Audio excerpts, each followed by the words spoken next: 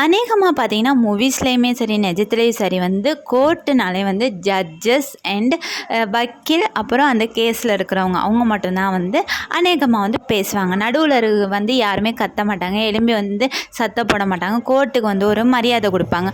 But பாரு வந்து நடுவில் இங்கே வந்து ஜட்ஜாக இருக்கிற திவ்யா வந்து வினோத்துக்கும் ஆதிரைக்கும் ஒரு கேஸில் வந்து ஒரு நியாயத்தை வழங்குறாங்க. நடுவில் வந்து பாரு வந்து என்னமோ அவங்க ஜட்ஜு மாதிரி அவங்க சொல்கிறது எல்லாம் சரிங்கிற மாதிரி எலும்பி கொஞ்சம் அது இதுன்னு தெரியாதா நொயின்னு கத்திக்கிட்டு இருக்கோ அதே மாதிரி கத்திக்கிட்டு இருக்காங்க. திவ்யா வந்து எனக்கு எப்படி வந்து தீர்ப்பு சொல்லணும்னு எனக்கு தெரியும், நீங்கள் சொல்லித்தர வர வேணாம், மக்களும் அதை பார்த்துக்கிட்டு தான் இருக்கிறாங்க, நீங்கள் கொஞ்சம் சைலண்டாக இருங்க அப்படின்னு வந்து செருப்பால் அடித்த மாதிரி சொல்லிட்டாங்க. அப்போ வந்து பார்வோட ஃபேஸை பார்க்கணும் ரொம்ப கேவலமாக இருக்குது, அந்த ரியாக்ஷன் வந்து ரொம்ப கேவலமாக இருக்குது.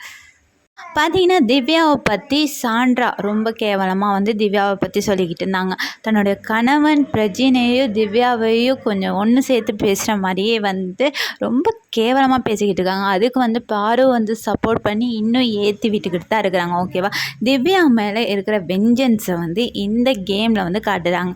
பாரு எந்த கேம் வந்து நடத்தினாலும் பாரு இல்லாத கேம் வந்து உண்மையிலே நல்லாயிருக்கும். பாருவை தயவு செஞ்சு வீட்டிலேருந்து அனுப்பிடுங்க. இன்னொரு விஷயம், ஒரு கேவலமான ஒரு சம்பவம் நடந்திருக்கு. இது வந்து பிக் பாஸ்க்கு தேவை, பிக் பாஸ் டீமுக்கு இது வந்து தேவை. ஏன்னா வந்து ஆல்ரெடி வந்து போன சாட்டர்டே சண்டே உள்ள எபிசோடில் வந்து இந்த விஷயத்தை வந்து அட்ரஸ் பண்ணியிருந்தாங்கன்னா இவ்வளோ அவமானம் வந்திருக்காது. அது என்னன்னு வந்து நான் நெக்ஸ்ட் வீடியோவில் போடுறேன். இதை பற்றின உங்களோட கருத்தை வந்து மறக்காமல் கமெண்ட் பண்ணுங்கள். Bye guys.